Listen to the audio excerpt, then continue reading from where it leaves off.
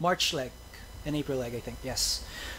So GameX.Wargods going into their matches, let's say, has a good amount of confidence, but still you can't be overconfident because you're going against Imperium Pro Team Blue, and this team has time and time again shown how strong they are through aggressive ganks by Rebenga,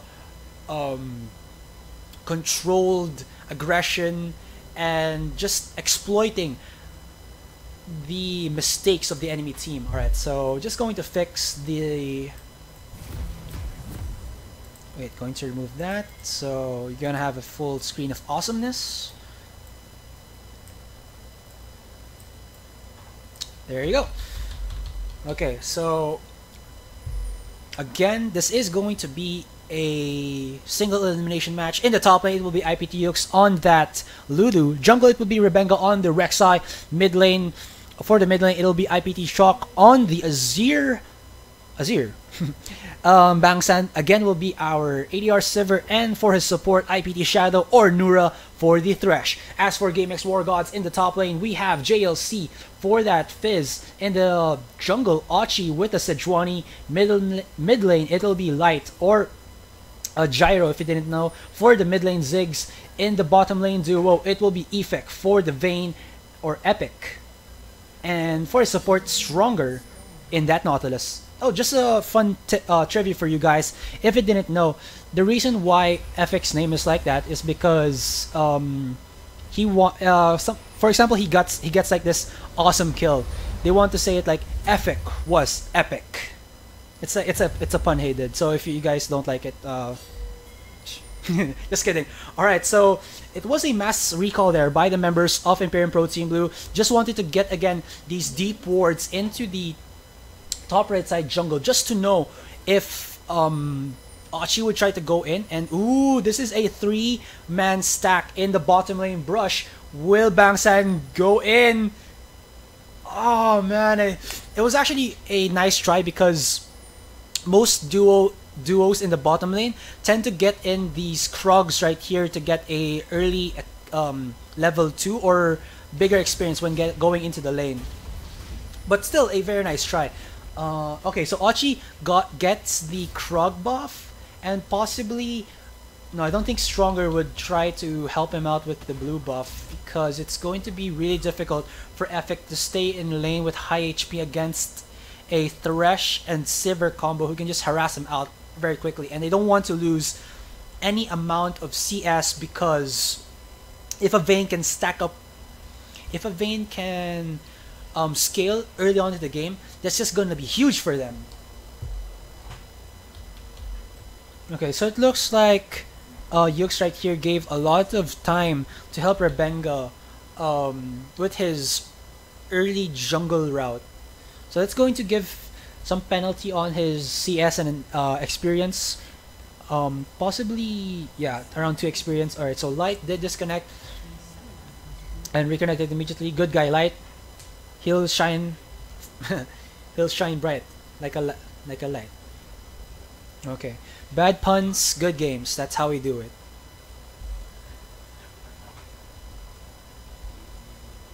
Okay. So I can't say anything right now because the game hasn't officially started and there's no action yet happening. But let's just break down the lanes themselves. Top lane, in my opinion, as long as Fizz doesn't get level 6, Yux has the advantage because he has the polymorph, the shield, and the glitter lance to be able to kite a melee champion like a Fizz. But the Fizz does have the trickster to be able to jump up and down and dodge his skill shots if he's really good at it. And you all know JLC is renowned as one of the best top lanes in the Philippines, along with TG. Right, they're up there in the ranks for best solo top laner. And if you guys didn't know as well, TG was actually a support before for Mineski with... Oh, now I clash onto Nura, taking a good chunk of damage right there immediately. Stronger level 2 engage. That Warden Nautilus, there we go. It was actually Inquisitor before, but Rito changed the name. Actually, it would have been cooler if it was Inquisitor, don't you guys think? Okay, so back to what I was saying before. I was saying again. All right, back. Just going to the top lane breakdowns. So Fizz again with the playful slash trickster is really going to be more of like player skill rather than the champion itself to be able to outplay Yux. Like taking a good chunk of damage there from Chalk. Ooh, Death Sentence almost connects. And for the middle lane, it's going to be a little bit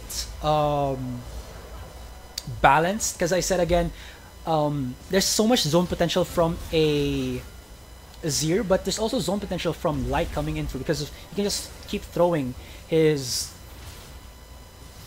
skills up and down and still get XP. And look at this, JLC. I thought he would just go back, but he's putting so much damage onto Chalk right now. Ooh, stronger. Okay, nothing happens there. But wow, I was actually talking about how Yux can out maneuver JLC, but JLC is working around the cooldowns of Chalk's, or rather Yux's skills, and just harassing him out of the blue. Jungle-wise, in my opinion, Sejuani scales better into the mid game and late game, but that's not to say that Rek'Sai is a bad champion. He has really strong like level 2, level 3 ganks, and then if she can scale, if she can get good ganks as the mid game and late. Oh my gosh, nice hook there by Nura. Put so much damage onto Efik. They don't have any ignite though, and look at this, Nura's super low in HP, but Stronger still holding on to his ignite as much as he can. Riptide comes out. No junglers in the bottom area just yet. But wow, what a nice hook there by Shadow. Just getting Efik out of the blue, maneuvering through that small minion space and winning the trade. And when you get like this hook onto Efik, the problem with a Nautilus support is that you can't push enemies away. They're trying to go in onto Nura right now. Here's a 4-man gank onto the bottom lane. Nura still has his flash, but he will not use it. Oh, actually, he used it already, but Stronger was able to, well, use that anchor of his to just secure the kill. And will this be a dragon? No, they won't. Yeah, they're backing off already. First blood does go to JLC, and what that means is that JLC, actually look at this, JLC's building a Bomby Cinder, so he's probably going in for a Skirmisher Saber Cinderhawk build. So not actually a bad build, because the damage output that you have comes in from your smite and your other skills rather than from your items. But of course, your item still has that burn, AoE burn, and gives you HP as well, so safety and damage as well.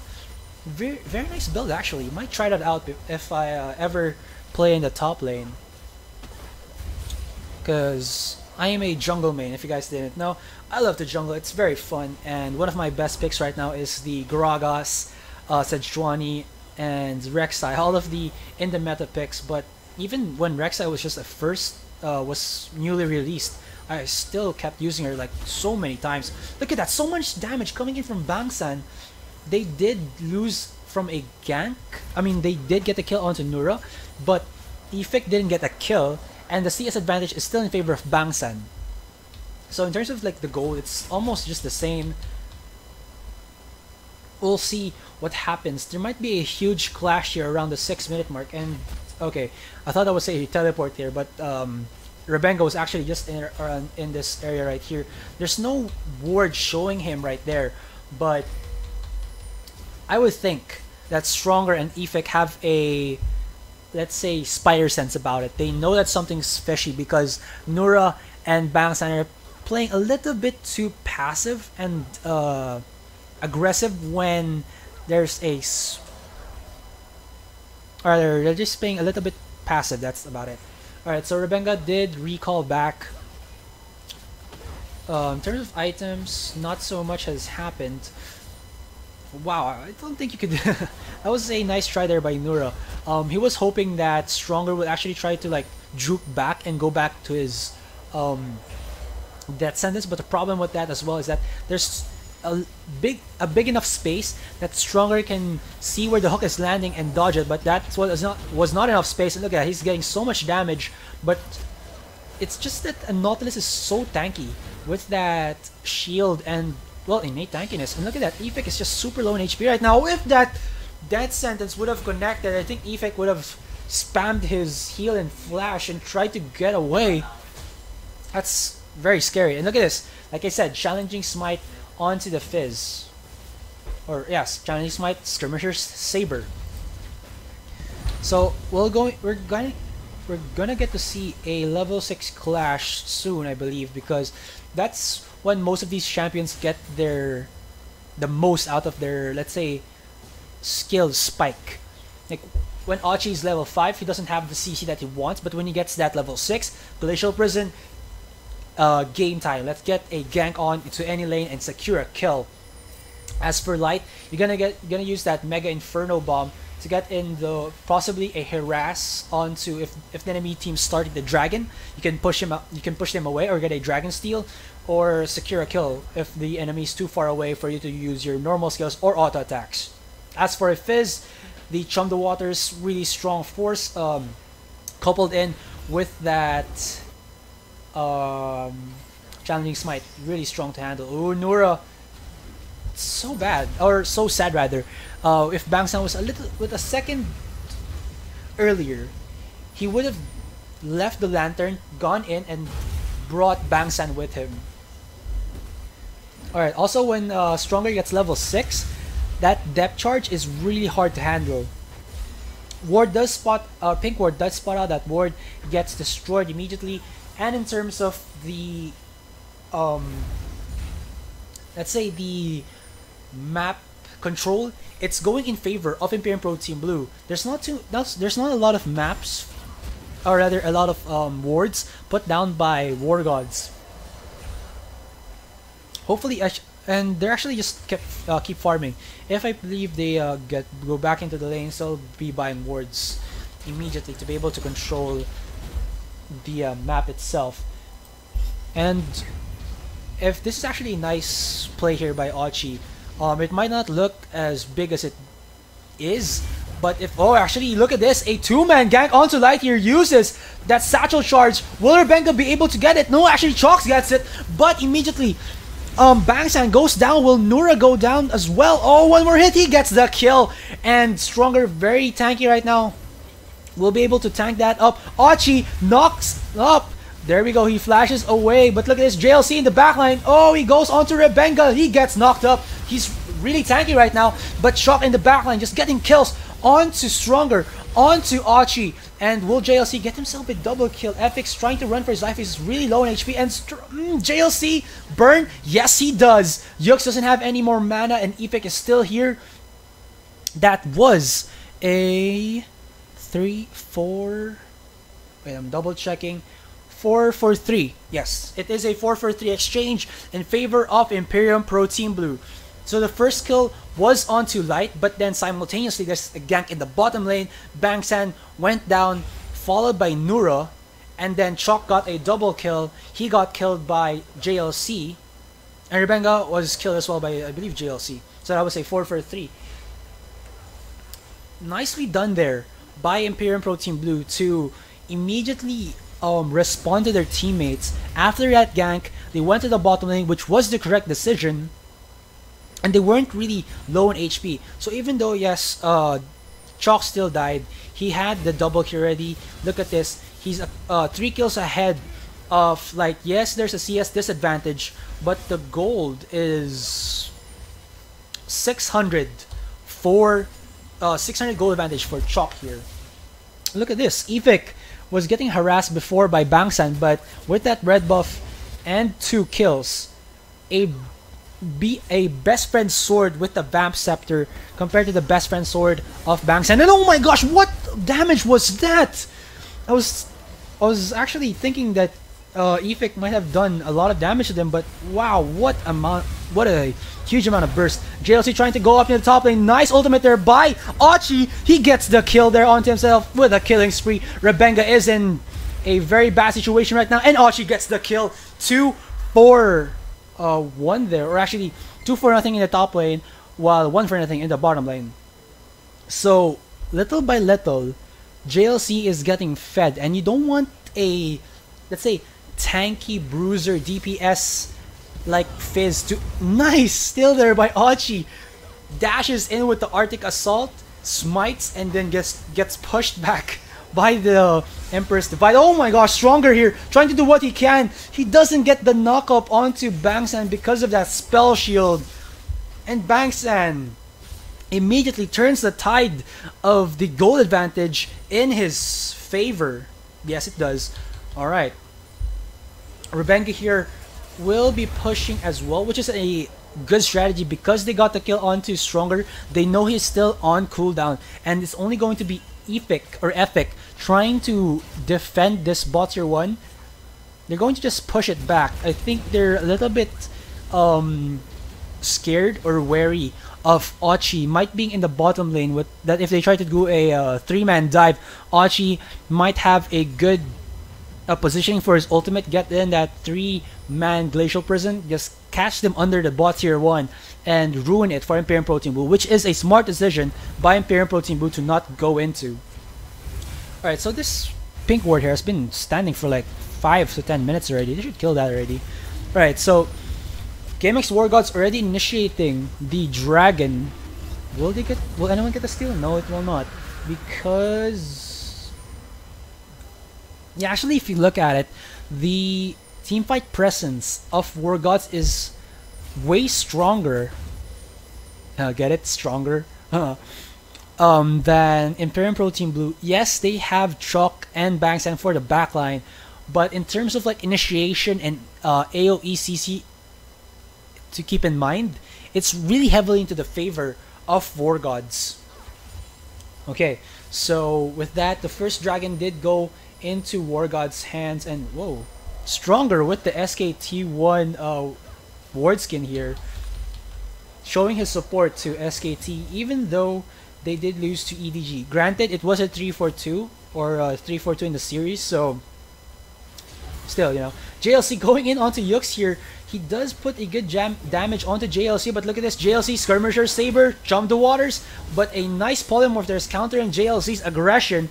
Nicely played by Yux, but when that wild growth goes down, JLC has another charge of challenging smite to use against Yux, possibly get a kill. Someone's paying the red buff. Yes, I think it's going to just be Ochi trying to get that red buff for himself, then an immediate gank into the top lane. Coops here, or rather Rebenga. Just a little bit of confusion. Coops before was in Imperium Pro Team. Last game was using a Rek'Sai as well.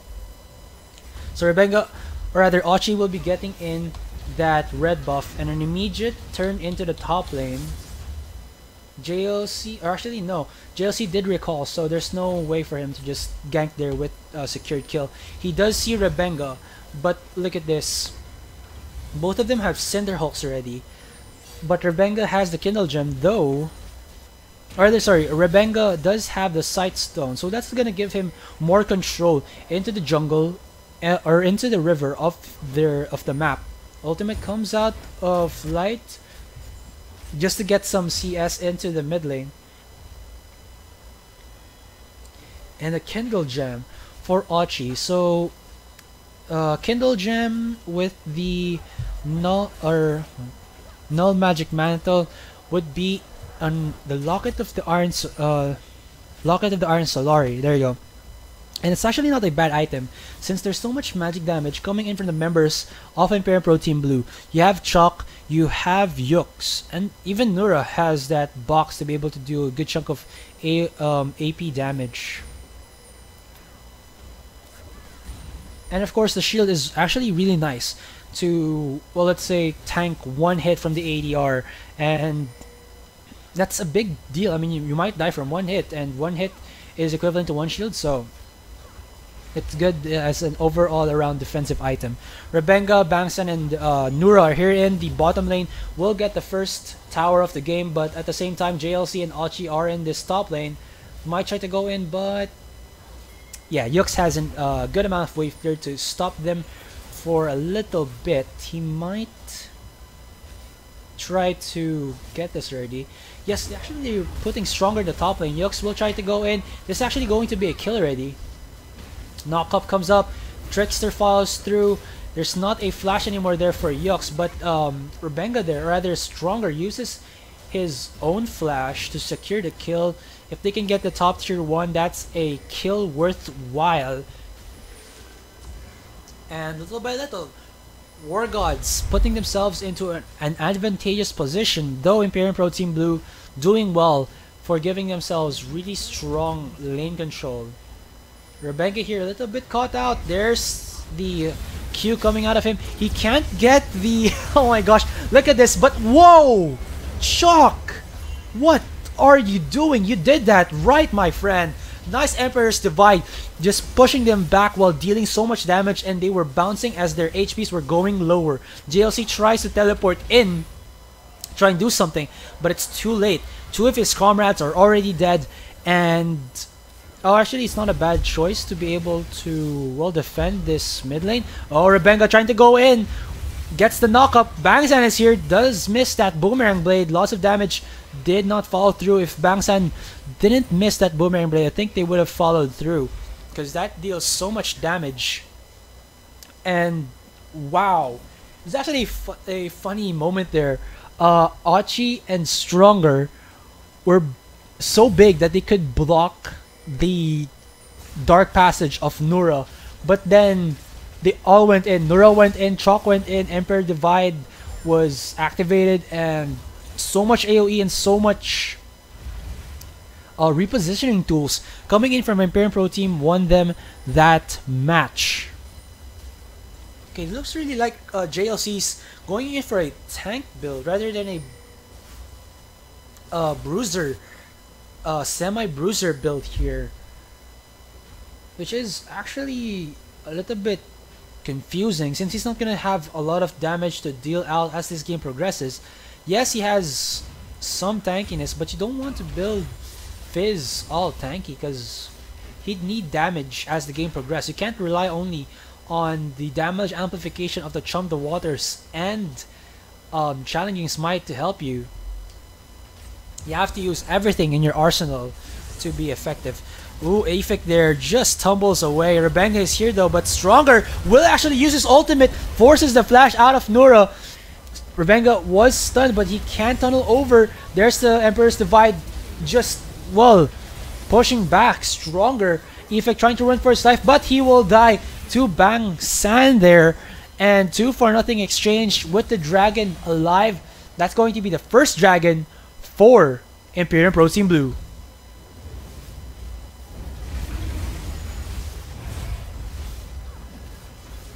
Alright, so they're going to take this dragon, and just going back into it, there was so much aggression coming in from GameX.Wargods. Stronger was around this area right here. He used his ultimate. Granted, he did force a flash out of Nura, but then Achi was in this side, and like the three members of Wargods were in very awkward positions. Like Stronger was here, Aphik, and I believe Achi was around these spots, and they couldn't react fast enough to run away from against Shock, who was just flanking from this position.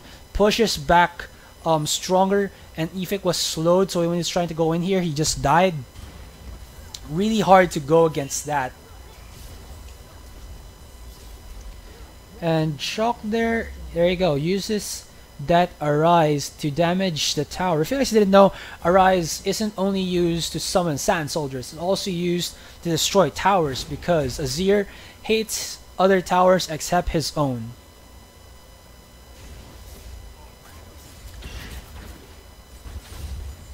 Okay, so going to look into the itemizations of the players here, there's nothing too crazy about their itemizations. I mean, there's Aphik here building a Bloodthirster and a possible Phantom Dancer. You actually, with a Vayne, you'd want to see a Blade of the Druid King because it gives you attack speed, movement speed when you activate it, and ooh, actually look at this. Achi uses his ultimate there onto Chalk and Yux, but too over aggressive and nothing happens.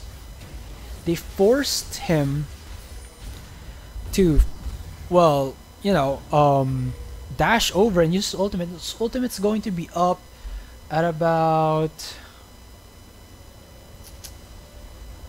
a minute. So I guess it's fast, moderately fast cooldown to be able to use again.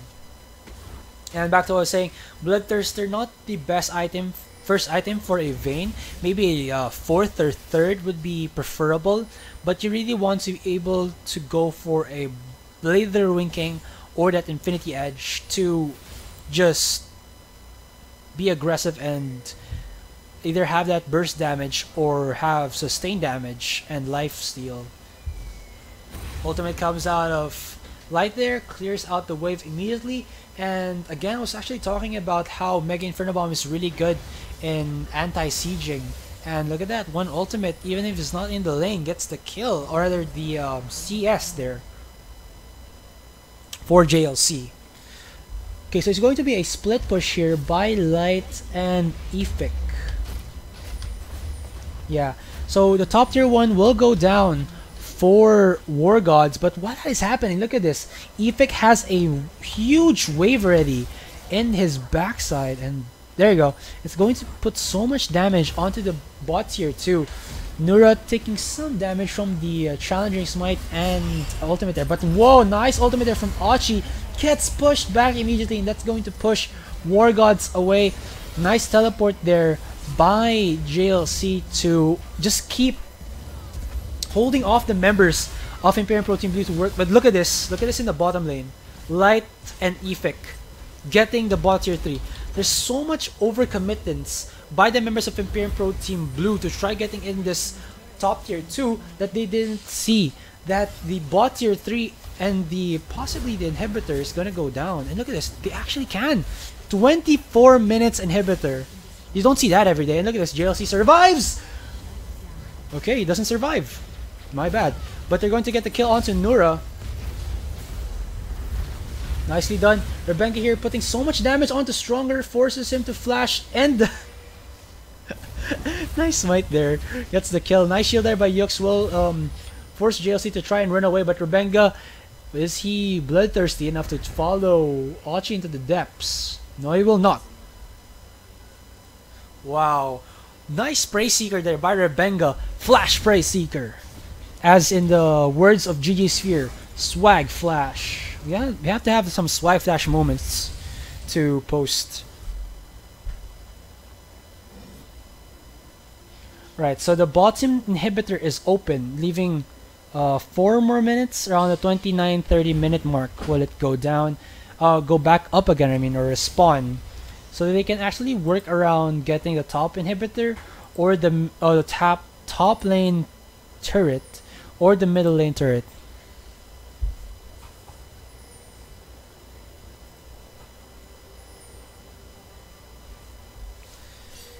Imperium Pro Team was actually paying the Baron, and this is actually a bad call since the bottom is okay. So there we go. Efik tried to go in onto Bangsan. He will not go down.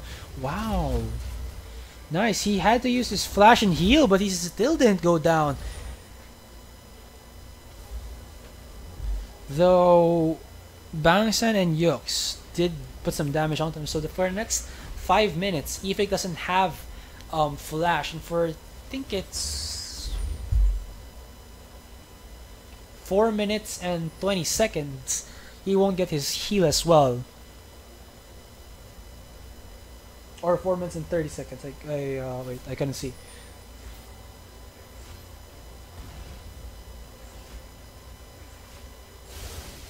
Oh yeah, it is.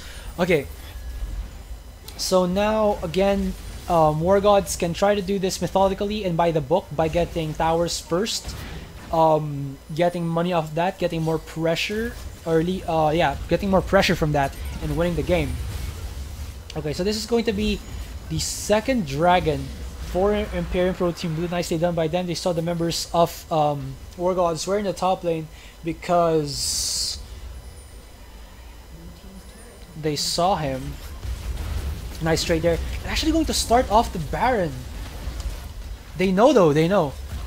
But the Baron's super low in HP right now. Will they force a clash here? Knockup does come up, Root does put down, but They're actually trying to stop Rebenga for as fast as they can, but this isn't the best idea to do so. They put so much damage onto Chalk, but he has that barrier to keep himself safe.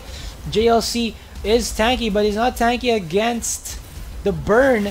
But look at that, Epic gets a nice stun onto Banks, and there he goes down. Epic is just cleaning house right now. He gets himself double. Will he get a triple? That was a 3-4-3, but granted it did start in favor of Wargods because they started off the move. But you really have to commit to it or get out of that Baron pit before you do something, or before the enemy team responds, because that's a little bit dangerous. You saw there how much power Chalk had when Alchi tried to go in. Chalk just pushed him back just so much. Okay, so I'm gonna check if the inhibitor is going to respawn anytime soon. Not yet. Maybe 2 more minutes.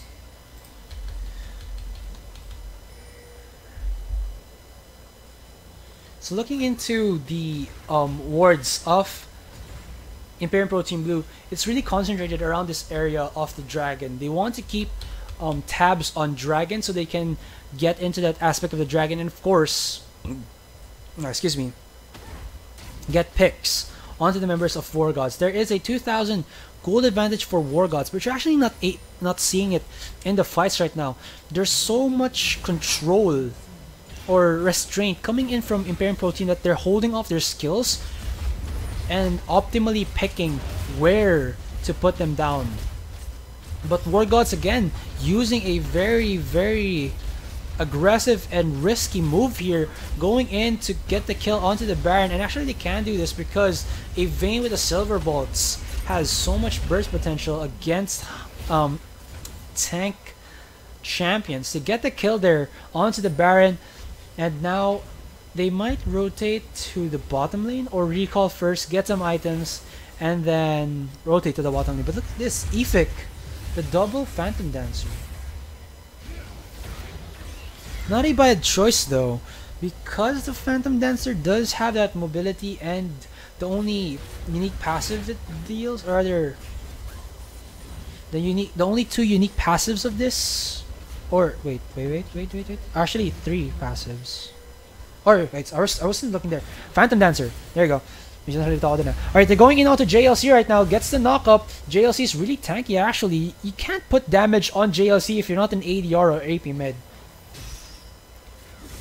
You get the hook onto Achi there, but he's really tanky. 1 bomb from Light there knocks up Rebenga, but JLC just uses his Chum the Waters to push him back. Depth charge comes up. Shock doesn't have... Oh my gosh, wow. They use the Glacial Prison so Chalk can't dodge it. I mean, follow with the hook. Really nice there, nicely done there. Nura will go down. The top inhibitor goes down 30 seconds before Nura or even Chalk resurrect or respawn here. They get the kill there onto Rebenga, nicely done. And if they don't want to finish this, they can get the bottom inhibitor, and they will. And look at this, Wargods just gonna finish the match 31 minutes into the game. What a match there by Wargods.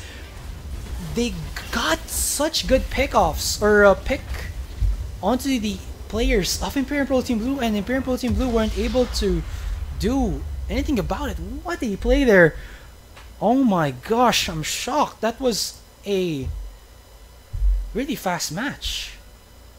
Granted, Imperium Pro Team Blue tried to do something, but this is the League of Tanks, and with that League of Tanks, you don't want to go for a top laner like a Lulu because she's very situational. Yes, you can use her Wild Growth to give you extra HP, but and her utility is really great and all, but in the end, you don't have a real tank to soak up the damage and to initiate for you as well. But look at this, Achi with a Sejuani JLC with the Fizz and Stronger with the Nautilus, just able to do so much damage, stay alive, let Efik and Light just be in the backline, and they didn't even do a lot. You can see here there's 6 kills for Efik, but that's because of the picks that they got as well. Light was behind Shock, but still did a good amount of damage. So we'll just check damage dealt to champions.